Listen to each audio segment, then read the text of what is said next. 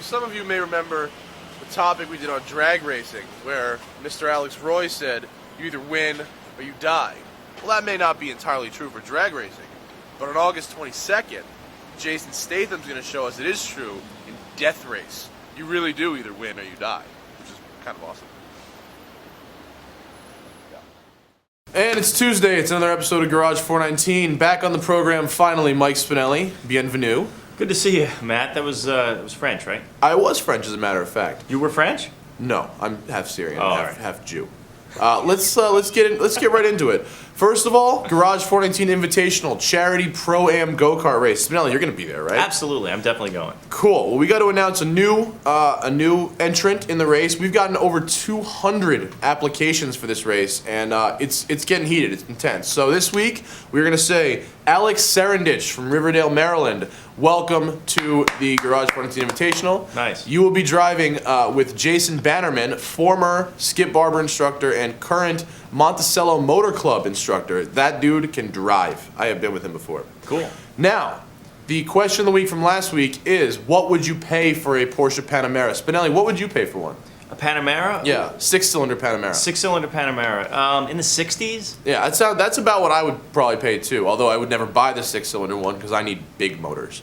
But most of you said 50, 60, 70 grand, and you pretty much all agreed that 130 is ridiculously overpriced. But so that was from the there was an estimate on what was it? It was Edmunds Inside Line, I think, made the pricing. Well, I was thinking, after I saw that, I was thinking that they may have gotten maybe the UK figures in pounds. It seems so high. So what happens is a lot of people make the mistake of seeing the pounds figure and then doing a reverse currency conversion right into dollars. Yeah. Dollars are worth half as much as pounds, but cars aren't priced just according to that, as a straight conversion. So it's possible that if you actually look at the pounds, the pound conversion of those dollar figures, it's actually closer to what the Panamera might actually cost in the higher. So like 60s. if it's 60,000 pounds in England, it could be $60,000 here. Right. If it was 127, they said for the 60. So I mean, it could be higher. Mid 60s. Yeah. If you take half of that. So well, hopefully we'll get some accurate figures soon. Yeah. But speaking of Porsche, a couple episodes ago we were talking about trickle-down technology from racing into street cars. Porsche is actually kind of going the other way with it.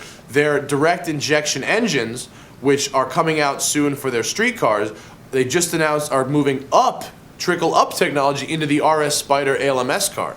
I'm psyched for that. Yeah. The current engine makes 476 horsepower with direct injection, supposedly 503. What does that say to you about Porsche's strategy with technology? Well, I mean, just to me, I mean, not knowing the inner workings of their racing program, it just says to me that everything they do there is integrated as one entity. It's their racing, their street cars. They're really much more aligned than a lot of other companies. So it doesn't really matter so much which is trickling down from where. It's really kind of more just lateral. A shared technology thing. Yeah, it's really the platforms are just kind of are shared, and it's really about timing. Yeah. Which technology gets released for which use of it. Well, also another good example of that is that Porsche uses their street car chassis in their race cars. The Cup car as well as the 911 RSR are both based on street car chassis, unlike most of the race cars. So they definitely go hand in hand. Sure. Now, I was a huge fan of the old school 300 SL Gullwing. Were you not? Absolutely. At one time, it was the most expensive car in the world. It was the fastest car in the world, and it's still one of the most beautiful cars ever made. Have you seen the spy shots though of the new Gullwing with the door up? Yeah, it's cool. I mean, they nailed it. If that's it, I mean, obviously it's got the cladding and stuff. Oh yeah, but it's got the disguise of. All you gotta see is that door up to be like, dude. They got the gull thing going on, right? It is really the essence of gangster. It is so pimpin'. I can't even wait. I would probably. I don't know what engines are going in it. Supposedly it might be a turbo 8 or maybe even a 12. I don't care. The doors, I gotta have the friggin' doors. Yeah, I mean, it's interesting because with the SLR going away, they're going to do this Gullwing homage, which is just, I mean, I think it's going to be really spectacular, but it's not going to be the same price level as the SLR. It's going to be... Well, for that, they have the SL65 Black. which will just murder Right, you the mean- SLR. Right, and they also are working on supposedly another supercar above that one. I mean, what is Mercedes just? I mean, they've said that they're going to make 40,000 fewer cars this year. Most of them being SUVs. G-Wagon much? But Well, I mean, it's the same SUV problem and As large everyone's vehicle having. problem that everybody's having. Yeah. But I mean, instead, we decide we go 3 supercars from Mercedes. At least one of them better have a manual transmission. That's all I'm going to say. well, that's. I'm sure. Well, I'm not really sure one of them will. Actually, Keep the doors, leave the slush box. yeah. So we've got a list from Forbes Autos here that shows the 10 cars with the highest resale value. Oh. Some of them are actual and some of them are just projections. So the top of the list are the Audi S5 and the BMW 1 Series.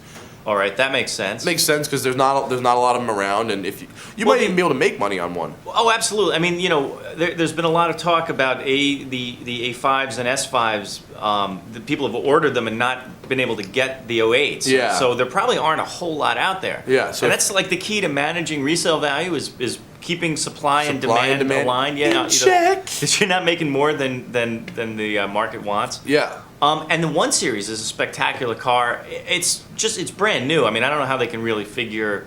I mean, I know these are market research projections, and they're going to go into how they Well, there's some other price the ones, lease too. residual value and We've stuff. got a couple other ones that have been out. The Viper SRT 10, which is strange to me. I don't know why those. Well, are. another car that they don't make a lot more than they can sell. So Yeah. that's And then you've also got Honda Civic Hybrid, Infiniti G37, the Wrangler. Wait, I don't know Infiniti G37 is on. Yeah. It's interesting. That's another interesting one where I mean it's sort of.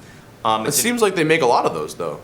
Well, I mean, maybe they make a lot, but I mean, they're probably selling as many as they make. They don't need to put a lot of incentives on it. Yeah. It's kind of an art form to figure how many cars you're going to project to build based on the demand that you don't know. Yeah. It may or may not be there, and Mini too, I guess is. Yeah, the on that Mini list, Cooper, too. of course. They've been Fuel mileage. I mean, those yeah. things hold their. Right. The great. mileage thing has given them a boost, but BMW has been really good about keeping the Mini exact. The numbers that they're building are exactly close to the number, and they're actually out. I don't think you can get a Mini right now. No, they're sold out for the year. And the most interesting one on the list, though, is actually the new Beetle convertible, and it's for a completely different kind of reason. interesting. I'll tell you why I think it is. They started in '98. They're exactly the same. They haven't changed. So if you build the same exact car for 10 years, no one knows if you're buying an 01 or an 03 or so. So that may actually help keep the resale value up. You don't think so? I don't know if it worked for the PT Cruiser. Well, yeah, because you think Maybe it you're did in the buying beginning, but I don't know if it does now. But that thing's garbage. Coming up on Garage419, we're going to talk about how your new car scent could actually kill you. not good. Not good. Stick around. You're familiar with the death race. The drivers are convicts and the rules are simple. It's kill or be killed. I can see the appeal. Win and get your freedom. Let's play a little offense. You're out in front. Who are you gonna shoot at? Hold tight. I love this game. You can burn me, you can shoot me, but you can't kill me! Rated R starts August 22nd. We're back on Garage419. I'm still here. Spinelli's still here. Hi. And we're here. Spinelli, tell Yo. me something right now. Do Okay. you like the new car smell? Love it. Love You the love new it. car smell. What do I you love- like about it? I don't know. It's got that toxic craziness. Now I love. I don't know what it is about the new What it car is? smell that. No, it's like the smell of gasoline. I'm like one of those people who has that gene that you're drawn to that kind of. It reminds you just spent 50 grand on a car? Right. I mean, I would have been a great glue sniffer if I ever really got into that. Are you sure you mean would have been? Well, I used No. to sniff the Mr. Sketch markers. It's okay. Mr. But Sketch. it's all right. They smell good. New car scent is actually the most popular air freshener in the world. really? I Yeah, did not that know is the most popular scent of air freshener. I thought it was the green tree one, but the pine tree. pine tree one. Here's an irony for you though. Real new car scent. It smells like that because there are actually chemicals wafting off the new materials, Right. And they could make you sick or even kill you. Yeah, but all the adhesives that they've ever used, Yeah. I mean, that's what the new car smell is. Mostly adhesives, I guess. and- It's and mostly, crap. adhesives and crack. Crack. But basically, It's crack in there. healthycar.org has a list of the 10 best and worst cars in terms of new car scent safety. So do you have a guess? Would you guess for one of these? Guess worst. Who's the worst? Yeah, the worst. You go. They didn't even have new car scent They in that used car to when it was just new. It just immediately smelled like feces. Okay, the 10 worst cars: Mitsubishi Eclipse Spyder GT. The top 3 are actually that's convertibles. kinda weird. Yeah, BMW 128. Actually, the VW Beetle, which is strange because it also has the highest resale value. Wait a minute. So all these convertibles. So something. Yeah, the one series in the Beetle. I mean, something in either like something they use to treat the top. Or Maybe what it's they make the top addictive. out of. It's because it's addictive. You get hooked on that new car smell, Yeah. and it keeps the resale value high. You know, that's good. interesting. And the best picks, we got best picks here. Acura RDX, the smart car, and the Chevy HHR LT. So it may be ugly, but at Well, least it won't kill you. Interesting. And GM's been spending a lot on improving their interiors, so Yeah. they're just improving. I mean, they're obviously getting a little bit better looking, so maybe they're Well, they are also getting better smelling too, because Getting better GM, smelling. they commented in the article, 27% improvement in new car scent safety. Right. I didn't even So- know it was a department. Interesting. I mean, who are the worst? Well, you got the Eclipse Spyder GT, Suzuki Reno, the 128, the VW Beetle. Wait, the BMW 128 convertible. Convertible, yeah. The Lincoln Mark LT, which is okay because nobody buys those anyway. The Suzuki Forenza. The Mazda 6 Sport Value Edition. Sport Value, what does that mean? Smallest engine and crap suspension? And apparently most toxic interior. Most toxic interior, yeah. The Mercedes E350, Lincoln Navigator, Kia Rondo, and the Audi TT. So I guess the Audi Wow, TT what's is... in the Audi? Wait, the convertible also? Go ahead, touch it. It's real leather. Yeah, I mean, I don't know what these chemicals are. Boron? Is I don't know. They will kill you. Bromine. Or is that a bromine? Yeah, they will kill you. That's all we need to know. Now, our question of the day, although it's actually the week because we do this once a week. Cadillac has said that they are prepared to put smaller engines in their car if the customer wants it. Which car? I guess they start with the CTS. They Coupe de probably Ville? do. Yeah, a turbo 4. Wait, did they still make that? Yeah, the V8 With the 864. The 864 Cadillac. Yeah, actually. No, take this seriously, Sorry, go Spinelli. ahead, God no, damn it. finish okay. it, but yeah, Question of the day. They said they're ready to put smaller engines in their cars if the customer wants it. Well, you're the customer. Do you want it? Tell us right now. We know people at GM, and we'll make sure they see this. Do you want smaller engines in your Cadillac? Spinelli, do you want a small engine in the Cadillac? Well, it depends on what engine it is. I mean, GM makes a pretty good Turbo 4 right now. Yeah, that they- Turbo 4, Turbo 6. I mean, What- I don't know. It's basically their 2-liter Turbo 4 is getting what, 265 horsepower. It's not bad. Is that? But I mean, they really would have to then lighten up the CTS. Yeah.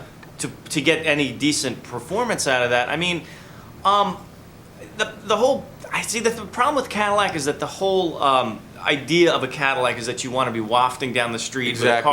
with a car that has more torque and more power than you need. Not a high winding 4-cylinder. And if you're doing it, if you're doing the high winding 4-cylinder, unless they did like, I mean, I don't want to. Diesel? Obviously, I don't Diesel? want. Well, maybe a diesel, like a really good diesel with high torque would be. Well, obviously, a good torquey diesel would be good.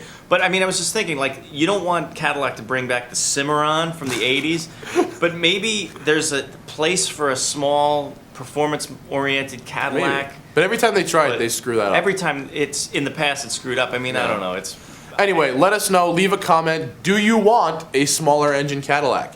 And stay tuned because at Pebble Beach Week, 2 weeks, we will be there, Garage419 and Fastlane Daily, bringing you almost live coverage for the entire Pebble Beach Concord Elegance. Mike, thanks for being on the show again. hey, no problem, man. You know my name. I'm Matt Farah. I'm out of here. Garage 419 is brought to you by Death Race, starring Jason Statham in theaters August 22nd.